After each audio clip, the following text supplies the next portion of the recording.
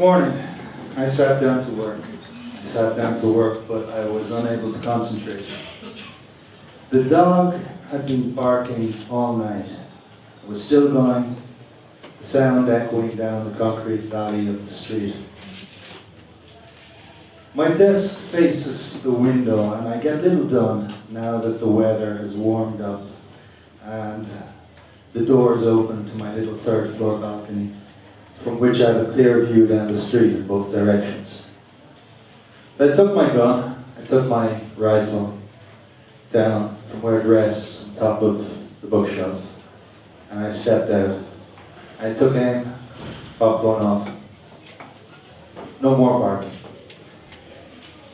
An old man watching from his balcony on the other side of the street gave me thumbs up. I nodded to him. I went back inside and put my gun back in its place on top of the bookshelf. I sat down at my desk. It was finally quiet, but I found I was not ready for work after all. I was thinking about dogs, about the funny way they gaze into your soul, like a lover or a newborn baby.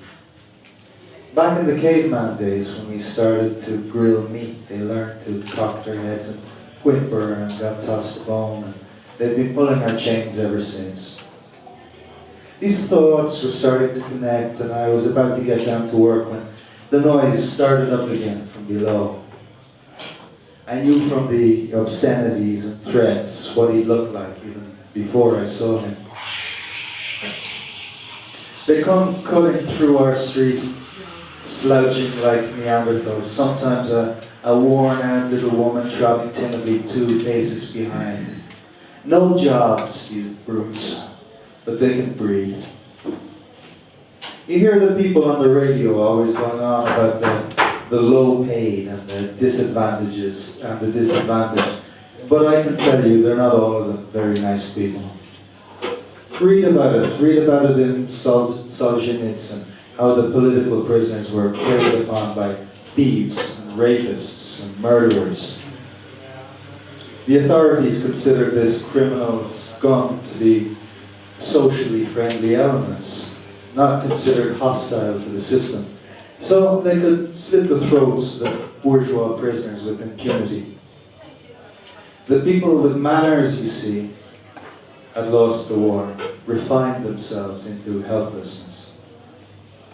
I stood up, took the gun back down from the bookcase, checked my ammo, took up position on the balcony. I took aim for a little longer than I did with the dog, at the base of his skull, and he fell face forward onto the footpath. The woman stopped and leaned over to inspect him.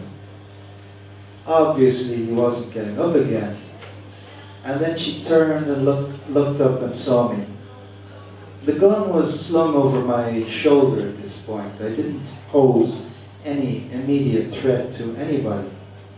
She gave me a timid little wave and smiled. She was missing a few teeth.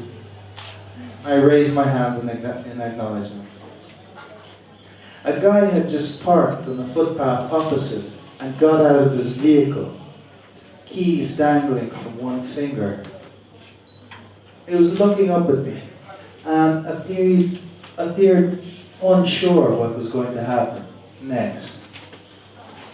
Hey, I told him, don't park there. Don't park on the footpath. Old people and kids need to use it.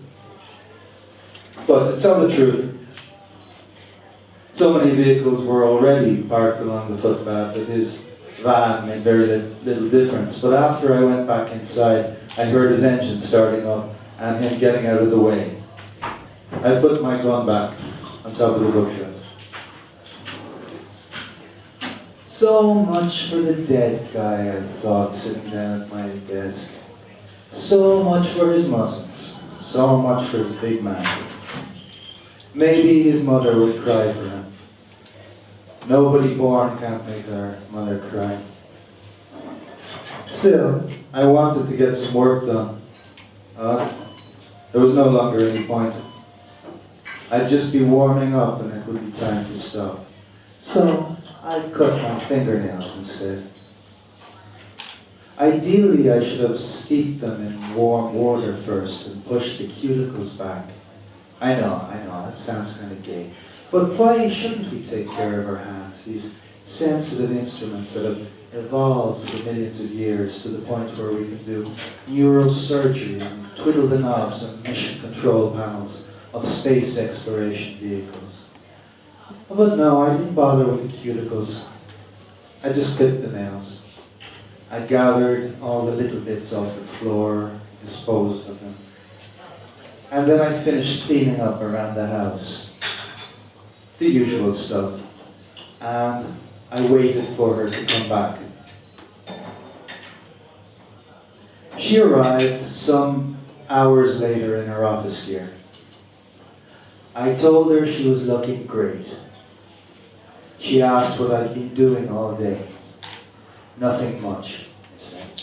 She made a face, even though the house was gleaming and there was a pot of food in the fridge that just needed reheating.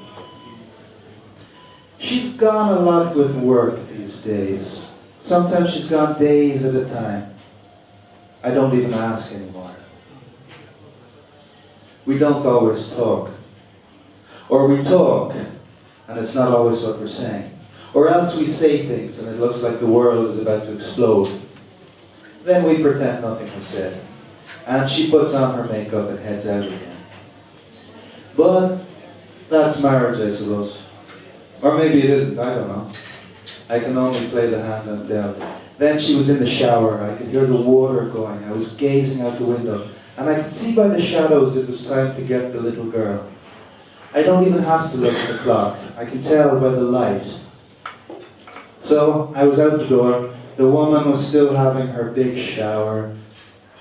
She thinks it's funny, me scrubbing the floor while she's out running around. But she's going to get a surprise one of these days. I went down and they cleaned the corpse from the street. No sign it had ever happened. It was a short walk, 15 minutes to the Gradinitsa. And usually I go too early for the little girl. I walk around, or else I wait outside and I visualize her waking from her nap and then dressing her. They give them little cakes after they get up and send them out to play.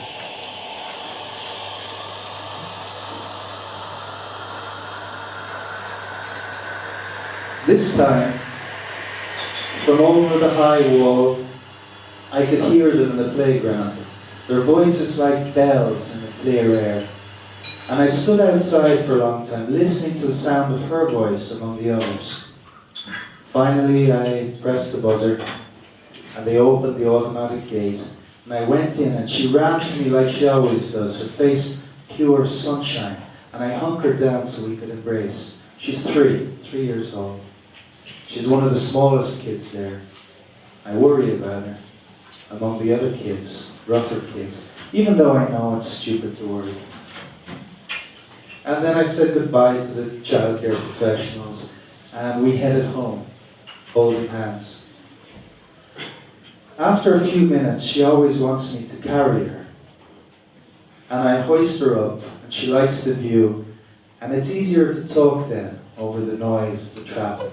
Our faces close, sometimes touching, especially on the occasional days when I'm shaved clean, because she doesn't like what she calls my spikes.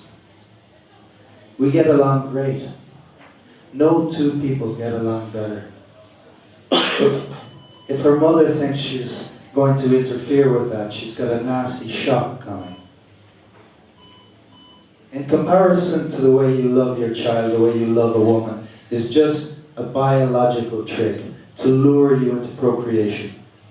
It lasts as long as it needs to last. The flame is hot, brief, and afterwards the cold negotiations begin.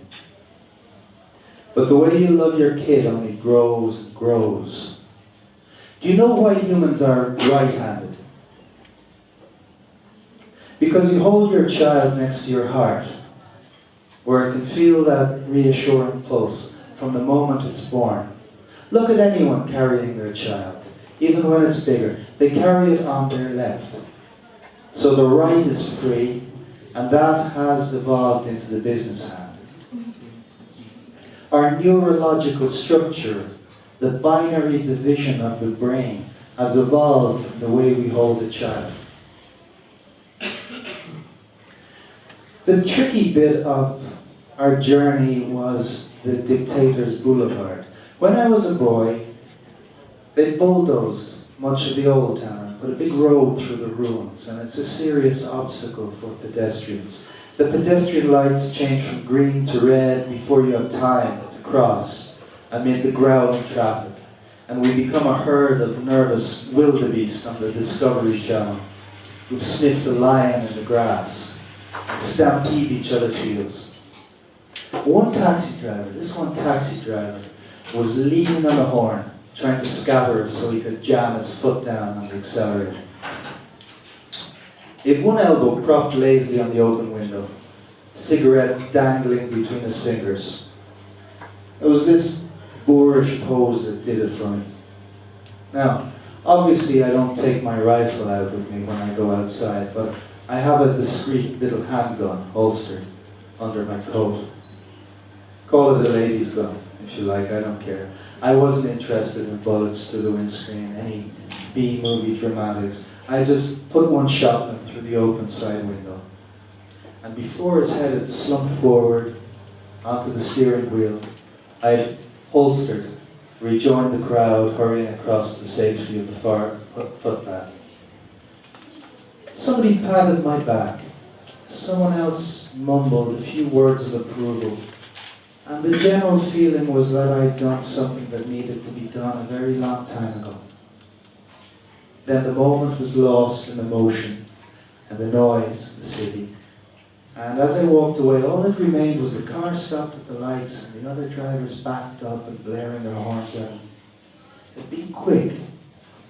But my little one guessed something was up, and she said, Daddy, what's the matter with that man? Don't worry, I told her. He's not dead. He's just asleep.